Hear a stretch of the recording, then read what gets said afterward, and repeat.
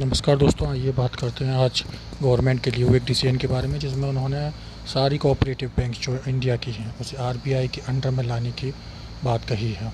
ये जानकारी दी है वर्चुअल प्रेस कॉन्फ्रेंस के जरिए union information and broadcasting minister Prakash Javadekar ने।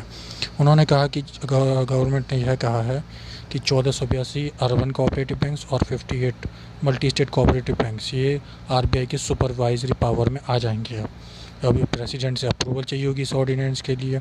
ये डिसीजन क्यों लिया गया? ये डिसीजन इसलिए लिया गया क्योंकि पिछले साल आप सबको पता होगी कि पंजाब और महाराष्ट्र बैंक कोऑपरेटिव बैंक में घोटाला हुआ था, जिसकी वजह से आरबीआई ने उससे पैसे निकालने के लिए रोक लगा दी थी। इनसे बचने के लिए ये डिसीजन लाया गया है। और एक और डिसीजन जो फरवरी में यूनियन कैबिनेट ने लिया था, जिसमें बैंकिंग रेगुलेशन एक्ट को मजबूत किया गया था। और 2020 के बजट के दौरान भी फाइनेंस मिनिस्टर निर्मला सीतारमण ने कहा था कि कोऑपरेटिव बैंक्स को आरबीआई के अंडर में लाया जाएगा।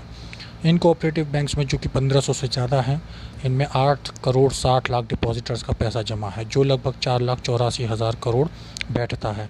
गवर्नमेंट ने एक और अनाउंसमेंट की है कि शिशु लोन के अंदर में, जो मुद्रा के अंदर में लोन दिया जाता है, उस पर 2% की ब्याज पर छूट प्राप्त होगी जिन्होंने ये लोन लिया है। अब ये शिशु कैटेगरी में कितना लोन दिया जाता है? ये 50,000 रुपये का लोन दिया जाता है बेनिफिशरीज़ को, जहाँ पे उसने कुछ भी रखना नहीं पड़ता इस लोन के एवज में।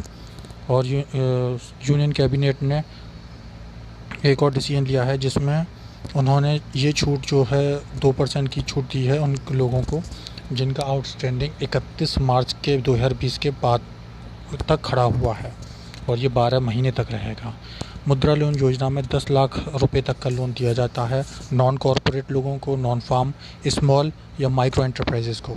ये लोन मुद्रा लोन्स के अंदर में दिए जाते हैं, जिसका नाम है प्रधानमंत्री मुद्रा योजना के अंदर। ये commercial bank, RRB, small finance bank या एमएफआईज और एनबीएफसी द्वारा दिए जाते हैं। कोरोना आउटब्रेक की वजह से ओबीसी कमीशन का टाइम भी 6 महीने बढ़ा दिया गया है। ये भी जानकारी प्रकाश जावड़ेकर ने दी। और क्या था कि 15,000 करोड़ का इंफ्रास्ट्रक्चर फंड भी जो है बनाया गया है, जिसमें प्राइवेट प्लेयर्स को, अगर वो डेयरी, पोल्ट्री या फिर मीट प्रोसेसिंग यूनिट खोलते हैं, तो उनको 3% की ब्याज में छूट मिलेगी। 15,000 करोड़ का एक और फंड बनाया गया है, जिसको कैबिनेट ने अप्रूव किया है। इसमें अगर आप मिल्क प्रोडक्शन करते हैं, बूस्ट करते हैं एक्सपोर्ट्स को, और इससे क्रिएट होंगी 35 लाख जॉब। ये भी जावड़ेकर ने पढ़ा। Thank you very much.